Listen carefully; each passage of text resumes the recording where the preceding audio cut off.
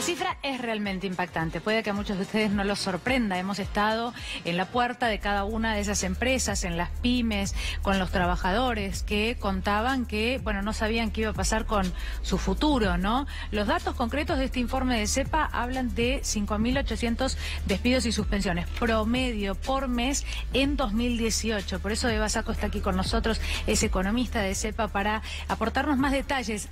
La realidad concreta, ¿no? Los números concretos, Eva, sobre la pérdida de empleo. Hola Daniela, ¿cómo estás? Buenas tardes, gracias por venir. Lo más preocupante, sí, y linkeando un poco con todo lo que se estuvo viendo en el programa antes, es el tema de la pérdida del empleo industrial. Sí. Del total de despidos, ¿sí? 37.341, el 54% de los despidos y suspensiones, o sea, más de la mitad. Más de la mitad, ¿sí? Muchísimo, sí. Se dio en el sector industrial, que acumuló el 40%, ¿sí? De los despidos y el 92% de las suspensiones. Sí, tenemos esto, se convalida con los datos que se dieron a conocer ayer del IPIM, del índice de la industria manufacturera, sí, que da cuenta de un 14,7% de caída interanual, sí, entre diciembre de 2018 y diciembre de 2017, y un 5% de caída acumulada. Claro, y sumado, o bueno, al área textil, otra de las más perjudicadas, en lo que es el ámbito de la construcción también, digo, para mencionar algunos, sí, ¿no? Ustedes tendrán un detalle más pormenorizado. Para tomar en cuenta con lo que se estaba hablando antes, me interesaba destacar algunas, sí, cuestiones, ¿no? Sobre el tema energético, ¿no? Porque si uno empieza a ver cuáles son las causas de esta caída, sobre todo en el sector industrial, que creo es lo más preocupante. Claro. Sí, si bien también hay que destacar el rol del sector público como expulsor, ¿sí? En, sí, un contexto de que el trabajo se está reduciendo, sí, el sector público no contraponiéndose a eso, sino al contrario. El año pasado, recordemos que en enero ya empezaron los despidos en el sector público, después fueron seguidos, sí, una seguidilla por despidos en el sector privado. Tenemos en primer lugar las altas tasas, ¿sí?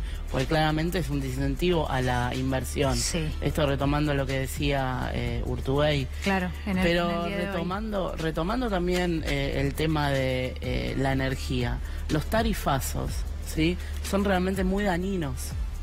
Y yo no sé, creo que es bastante discutible que no sea un derecho humano la energía, pero lo que seguro es un derecho humano es el trabajo y el rol que tiene que tener el Estado en sostener al trabajo, ¿sí? Sí, y facilitar las condiciones. Claro, facilitar, bueno, justamente todo se toca, ¿no? Lo decía Urtubey en el día de hoy. Facilitar las condiciones, ¿no? Algunas condiciones para que esa pequeña o mediana empresa bueno, no tenga que cerrar, porque hay un factor del que no hemos hablado todavía y que es importantísimo, y tiene que ver con la caída en el consumo, ¿no? Y sumado a eso, tener que pagar abultadas tarifas de gas, de luz en un comercio donde tampoco se utiliza tanto, que una empresa que no se basa en el consumo de esos servicios, bueno, es lo que hace sostener el empleo, digamos, siguiendo este razonamiento que vos hacés. Lo que pasa es que el aumento de tarifas a la industria le pega por dos vías. Por un lado, por la caída en el consumo, porque claramente el salario de los trabajadores, claro, sobre todo los que tienen menores ingresos y que son los que mueven la economía, sí, se han visto muy mermados realmente, porque ahora el porcentaje del salario que se dedica a pagar alimentos y tarifas, sí, es muy alto y es, claro, mucho mayor que lo que te indican todos los indicadores de inflación. Sí, y no queda para consumo en indumentaria, ¿no? Y otras cosas, claro. Y por otro lado, el aumento de los costos, ¿sí? En un contexto donde, además, durante todo el año pasado ha sido, hasta los últimos meses, después de la devaluación, una avalancha importadora muy importante. Sí. ¿Qué ha pasado en 2019? Todavía, yo no sé si hay estimaciones, pero ustedes deben tener una idea de cómo comienza este año. Sí. Ha pasado solo el mes de enero, pero leía en las últimas horas algo así como que en 2019 la cosa no se detiene. Y de hecho, noviembre y diciembre también han sido meses fuertes porque, bueno, cuando se hablaba de la fiesta, fin de año, muchos planeando las vacaciones, es donde muchos trabajadores llegaban a la puerta de su empleo y se encontraban con directamente una lista, ¿no? Sí, hemos tenido la noticia de que se van marcas que producían en el país, probablemente después se consigan esas marcas de jeans importados, ¿sí? Eso es trabajo argentino que se pierda, después con Hitachi que se está viendo, y así innumerables recibimos constantemente nosotros desde el Centro CEPA, empleados que han sido despedidos de pequeñas industrias o trabajadores que están en negro y que han perdido su fuente laboral. Pero por otro lado, sí, la cuestión importante es que la caída del consumo va a seguir, porque hoy se están dando a conocer todo el tema de los tarifazos, el tarifazo de electricidad, que además terminó siendo mayor de lo que se había en un primer momento dicho. Te viene un tarifazo de gas, los aumentos de transporte, y nuevamente eso va a hacer que el consumo se siga retrayendo y que la inflación no se frene. Claro. No sé cómo juega ahora. Yo tengo la sensación, pero esto sin basarme en ningún dato más que mi sensación, que cuando llega el mes de marzo empiezan a llegar los pagos de tarjeta de crédito de aquellos que se fueron de vacaciones. El que pudo pagar y logró no utilizar la tarjeta, afortunado, de todos modos también se quedó sin gran parte de ese ahorro porque se destinó a las vacaciones. Marzo va a ser un mes difícil. Marzo va a ser un mes difícil, también marzo es el mes donde los chicos empiezan las clases, las familias que tienen menores tienen que hacer frente a la compra de la canasta escolar, tienen que hacer frente a doble cuota de escuela porque tienen que pagar las matrículas. También en la ciudad de Buenos Aires está todo en un stand-by, pero en diciembre el tema de las vacantes, yo siempre insisto con este tema, que es crucial para muchas familias que no tienen vacantes y tienen que poner una escuela privada. Y en este contexto, donde además mucha gente probablemente esté buscando mandar a su hijo a una escuela pública porque no pueden sostener estos niveles, digamos, de gastos familiares. Bueno, mientras tanto, desde el gobierno, excepto yo recuerdo el último caso fue el boleto multimodal, creo, polimodal, que se publicitaba en la portada de los diarios en paralelo, en conjunto con un aumento, ¿no? Tapando casi la noticia del aumento, pero como última medida, yo no sé si vos recordarás, Eva, pero como última medida tratando de beneficiar un poco a ese trabajador que tenía que trasladarse en colectivo para hacer frente al aumento. Pero la verdad es que tampoco hay medidas que hayan acompañado o vayan acompañando, bueno, esta difícil situación desde lo económico. No, de hecho, las medidas que supuestamente se publicitaron, vuelvo al tema energético, ¿no? Sí. Con el tema de las tarifas social y con el tema de la garrafa. Desde el punto de vista energético, siempre una de las cuestiones que justificaban el tarifazo era que las clases medias y las clases altas estaban siendo subvencionadas, por ejemplo, por los que no tenían gas o por los que menos consumían, que eran los sectores más populares. La garrafa social se aumentó, no se aumentó la transferencia del plan gas, del plan hogar, perdón. Sigue siendo 150 pesos y el aumento de la garrafa social, que es hoy en 300 pesos, pero en los barrios todavía se consiguen más caros y cuando venga el invierno, por ser un producto estacional, va a ser mucho mayor. Claro. Y después el tema de la tarifa social de electricidad, que se pasó a las provincias, ¿sí?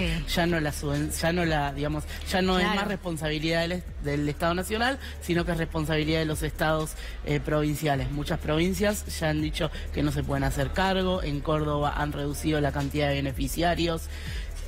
Entonces esos hogares que les quitan la tarifa social y que además tienen un tarifazo, van a tener un tarifazo todavía mucho mayor, porque se suman esos dos factores, y la tarifa social de gas que también se ha restringido. Y además lo que sucede en las provincias, vos me corregirás si no es así, pero es que los salarios tampoco son comparables a los salarios en la ciudad de Buenos Aires, digamos, para que un trabajador en una provincia del interior del país, en la ciudad de Mar del Plata, digo, Rosario, Córdoba, ¿no? En estas ciudades donde, como para que tenga que pagar también un boleto de colectivo tan caro, porque los salarios son mucho más bajos. Y una cosa también muy importante, que te lo vuelvo con el tema de los despidos, ¿no? Muchos de estos despidos se han dado en ciudades, ¿sí? O reducción o directamente cierre de fábricas, donde hay 1 o 2 dadores de empleo nada más. Entonces, cuando como el caso de Azul, ¿no? Por ejemplo, cuando esa fábrica cierra, cuando esa fábrica despide masivamente, eso se nota mucho en la economía del regional. Sí, mira, me atrevo a dar el ejemplo porque lo hablábamos en el caso de Chivilcoy hace muy poco tiempo, en mes de noviembre, diciembre, donde lo que nos decían es una gran cantidad de trabajadores que son despedidos y que rápidamente hacen que en Chivilcoy haya menos consumo en los comercios que ya están afectados por una caída en el consumo, es menos movimiento de dinero circulando y la verdad que se hace muy difícil porque no hay otro lugar que pueda reabsorber esos trabajadores, ni hablar el empleo estatal y lo mismo en lo privado. Te llevo al tema de los precios cuidados, si bien no tiene que ver con el empleo sí. y lo que venimos a hablar hoy, pero quiero preguntarte algo muy simple. En realidad, ¿qué ha pasado con los precios cuidados este último tiempo? Porque también en estas situaciones, cuando alguien se queda sin trabajo, es donde hace falta, bueno, una política de precios, una opción, ¿no? Respecto a esto que hablábamos, las medidas para ayudar al que se queda sin trabajo o al que menos tiene. Bueno, por eso es importante el rol que tiene el Estado en todo sentido, ¿no? Por ejemplo, vuelvo al tema porque la verdad fue bastante chocante, no había escuchado las declaraciones de Aranguren. Sí, cuando habla acerca de que la energía es un bien escaso, de que hay que pagar lo que vale. Realmente esas son condiciones de mercado, ¿sí? Que uno como economista no puede negar, pero no son contradictorias con otras cuestiones de que es un derecho, digamos, de que es un derecho humano, ¿sí? Hay que cuidar la energía, es cierto, pero acá no hemos tenido un programa de transición energética. Lo único que se ha hecho es aumentar la luz un 3000%, ¿sí? Entonces, volviendo al caso de los precios cuidados, ¿sí? Es importante el rol que tiene el Estado, ¿sí?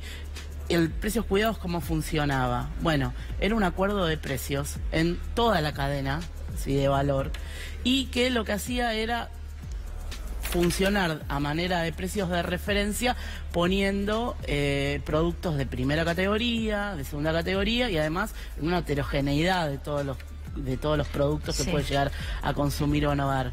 ¿Qué pasa?